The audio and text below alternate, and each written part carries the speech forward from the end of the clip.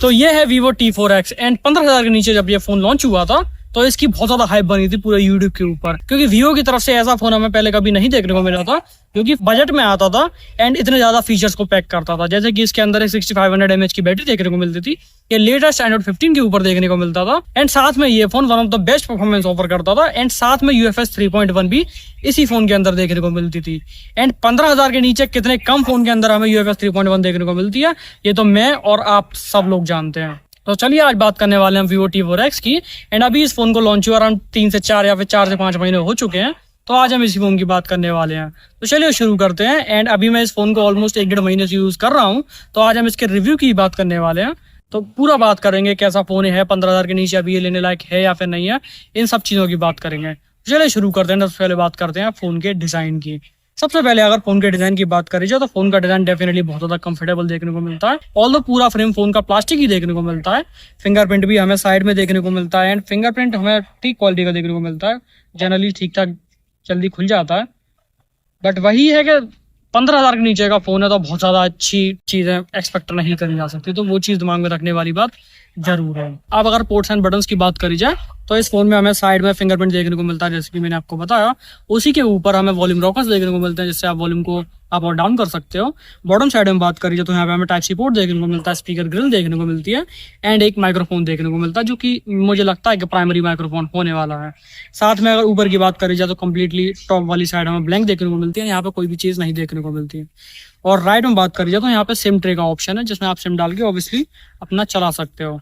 And अगर पीछे की बात करूँ तो जितने भी फीचर हमें ऊपर या फिर साइड में देखने को मिलते हैं जनरली वो सारे पीछे ही डाल दिए गए हैं।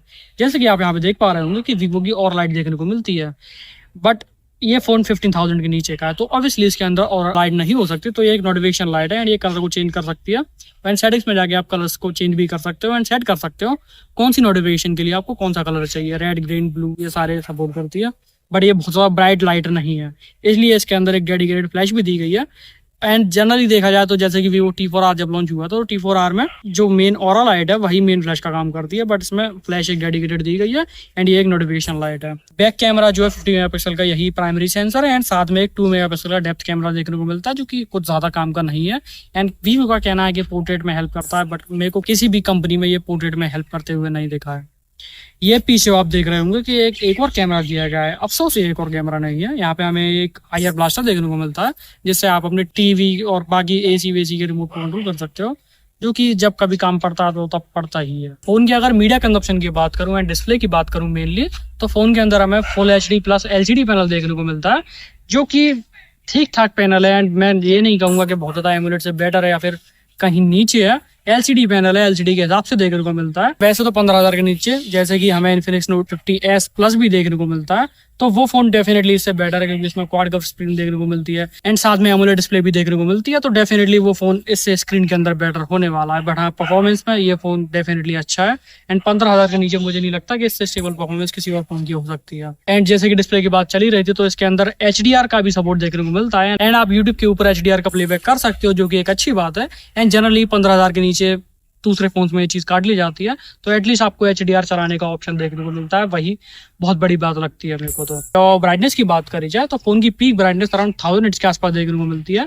एंड आउटडोर में मैंने जितना भी इस फोन को अभी तक देखा है, जितना भी यूज करा है, मेरे को सच बताऊं ऐसी कोई दिक्कत नहीं हुई। एंड HDR कंटेंट भी मैंने स्ट्रीम करके देखा है एंड उसमें भी मेरे को कोई इशू नहीं हुआ। 1080p के ऊपर बहुत अच्छे से HDR कंटेंट प्ले होता है एंड 4K HDR तक आप चला सकते हो, क्योंकि इस फोन का जो परफॉर्मेंस वाला पार्ट है वो हमें थोड़ा स्ट्रॉन्ग देखने को मिल जाता है। और अगर मीडिया कंजप्शन की बात हो ही रही है तो आइए स्पीकर की बात कर लेते हैं। फोन के अंदर हमें डुअल स्पीकर देखने को मिलते हैं एंड Vivo का स्पीकर है तो ज्यादा लाउड तो नहीं है, मतलब ट्रेवल और जो डायलॉग्स हैं वो अच्छे देखने को मिलते हैं, बट बेस वाला जो पार्ट है वो थोड़ा लो देखने को मिलता है। एंड मोटो के अगर स्पीकर से कंपेरिजन करूं, जैसे कि H50 फ्यूजन के स्पीकर से कंपेरिजन करूं, तो उससे हमें थोड़े नीचे देखने को मिलते हैं। बट Vivo के हिसाब से, जैसे कि मैंने T4R कुछ दिन पहले रिव्यू किया था, तो काइंड ऑफ उससे बेटर देखने को मिलता है, क्योंकि इसके स्पीकर्स में थोड़ी ज्यादा जगह देखने को मिल जाती है T4R से। एंड ज्यादा जगह होने की वजह से फोन के स्पीकर की जो मेन क्वालिटी है वो भी थोड़ी अच्छी देखने को मिल जाती है। अब साथ में अगर परफॉर्मेंस पार्ट की बात करी जाए कि Vivo T4X का परफॉर्मेंस पार्ट हमें कैसा देखने को मिलता है, तो वो भी हमें अच्छा देखने को मिलता है, क्योंकि इस फोन के अंदर एक 128GB की 3.1 GB स्टोरेज टाइप वाली स्टोरेज देखने को मिलती है, जिसकी वजह से फोन डेफिनेटली स्मूथ देखने को मिलता है। एंड अगर नॉर्मल डे टू डे आप स्क्रॉल करोगे ऐसे, तो इसमें आपको कोई भी दिक्कत नहीं होने वाली। मैं ये नहीं कहूँगा बहुत ज़्यादा प्रीमियम फील देखने को मिलता है, बट 15,000 में जितना बेटर मिल सकता है उतना बेटर इस फोन के अंदर देखने को मिलता है। एंड स्टोरेज के स्कोर्स की बात करूँ तो इसके अंदर भी कोई झूल नहीं देखने को मिलता, वो भी हमें अच्छे देखने को मिलते हैं। फोन के परफॉर्मेंस पार्ट की अगर बात हो ही रही है तो मेन प्रोसेसर की तो बात करनी ही पड़ेगी। एंड इस फोन के अंदर हमें Dimensity 7300 देखने को मिलता है, जो कि 20,000 के नीचे बहुत ज्यादा पॉपुलर प्रोसेसर है। लास्ट ईयर भी था एंड अभी 2025 के अंदर भी बहुत ज्यादा पॉपुलर था। और Vivo T4X के अंदर ये चीज हमें देखने को मिली, तो डेफिनेटली अच्छा प्रोसेसर है। एंड बहुत ज्यादा स्मूथ तो नहीं है, मतलब जितना स्मूथ 15,000 के नीचे हो सकता है मेरे को लगता है कि उतना स्मूथ देखने को मिलता है। नॉर्मल जैसे कि मैं अलग अलग ऐप्स खोलूं तो 3.1 के कॉम्बिनेशन के साथ अच्छी स्पीड से खोलने को मिलते हैं।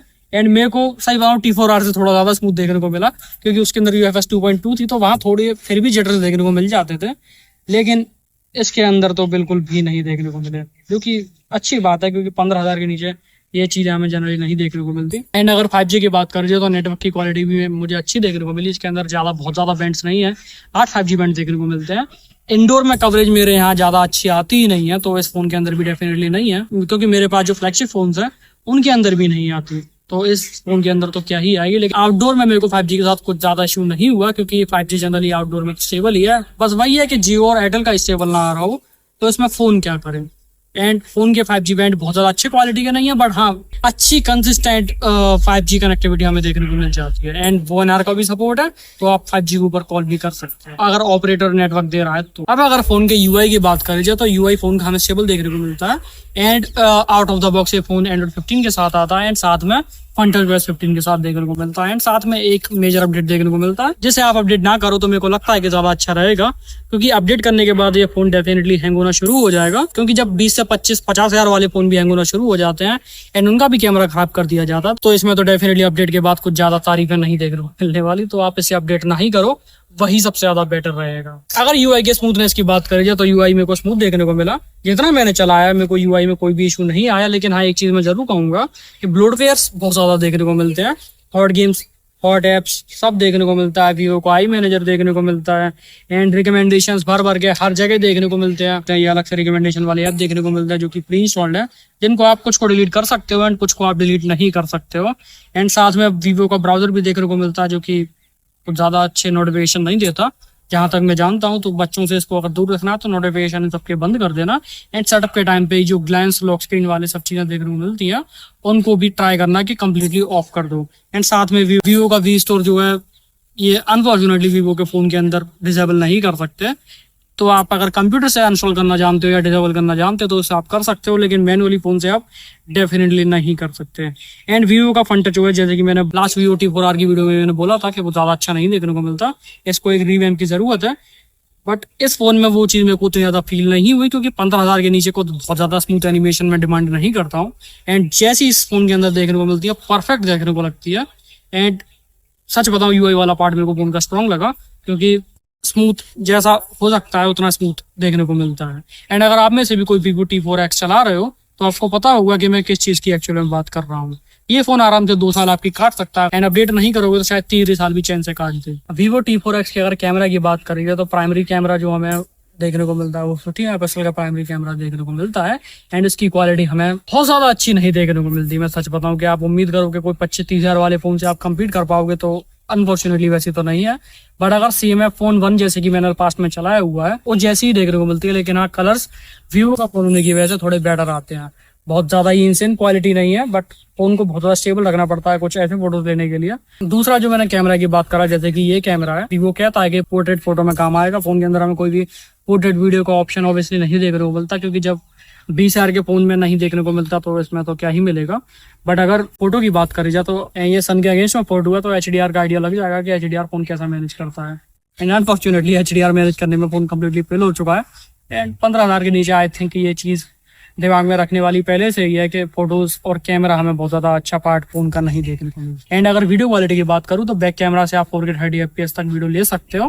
तो ये वीडियो क्वालिटी हमें देखने को मिलती है Vivo T4X के बैक कैमरा से, जो कि मेन प्राइमरी सेंसर देखने को मिलता है। एंड ये वीडियो शूट हो रही है 4K 30 FPS में, तो साउंड का आइडिया आपको लग रहा होगा। थोड़ा बहुत एनवायरमेंटल साउंड भी यहाँ पे आ रहा है, जैसे कि कुछ आसपास जो कीड़े वीड़े रहते हैं उनके भी थोड़े चिरपिंग के साउंड आ रहे हैं, तो वो भी आपको शायद सुनाई दे रहे होंगे। एंड मेरी ऑडियो आपको साथ में कैसी सुनाई दे रही है वो हमें कमेंट्स में बताओ। तो ये वीडियो देखने को मिलती है हमें Vivo T4X के फ्रंट कैमरा से। एंड स्टेबलाइजेशन का आइडिया आपको लग रहा होगा, अगर मैं थोड़ा भग के देखूँ तो उसका आइडिया आपको लग रहा होगा कि स्टेबलाइजेशन कैसी देखने को मिलती है। HDR मैनेजमेंट तो महंगे वाले फ़ोन भी ज़्यादा अच्छे नहीं कर पाते इसमें तो, बट जो भी चीज़ है मेरे को लगता है कि फ्रंट कैमरा में ठीक ठाक वीडियो रिकॉर्ड कर सकता है 1080p 30 fps में। एंड आपको ये वीडियो क्वालिटी कैसी लगी आप मेरे कमेंट्स में बताओ। जो कि बहुत ज़्यादा हाई बिट रेट पर नहीं होने वाली, तो मतलब बहुत ज़्यादा यूजेबल तो नहीं है, बट हाँ नाम के लिए आपको 4K 30 fps का रिकॉर्डिंग का ऑप्शन देखने को मिलता है। फ्रंट में बात करूं तो फ्रंट में आप 1080p 30 fps तक रिकॉर्ड कर सकते हो। एंड फ्रंट में एक 8 मेगापिक्सल का सेंसर देखने को मिलता है। उससे फोटोज भी मैं बोलूंगा कि ठीक ठाक है, बहुत ज़्यादा अच्छी क्वालिटी के नहीं देखने को मिलते, बहुत ज़्यादा अच्छे फोटोज नहीं देखने को मिलते। अब जैसे कि ये फ़ोन मैंने 12,500 रुपये का लिया था, तो उस पर मेरे को बहुत ज़्यादा शक नहीं है या फिर बहुत ज़्यादा कंप्लीट में नहीं कर सकता। जैसा भी ये फ़ोन है अपने आप में अच्छा है। एंड इस फ़ोन को अगर आप 12, 12.5 या फिर 13,000 के आसपास लोगे तो आई डोंट थिंक ये फ़ोन आपको कहीं से भी डिसअपॉइंट करने वाला है। तो that's it for the video. And I think आपको पसंद आया होगा Vivo T4X के बारे में जो भी मैंने बात करी। एंड अगर आपको पसंद आई तो वीडियो को लाइक करो, चैनल को सब्सक्राइब करो। बाकी मिलते हैं नेक्स्ट वीडियो में, तब तक के लिए साइनिंग आउट।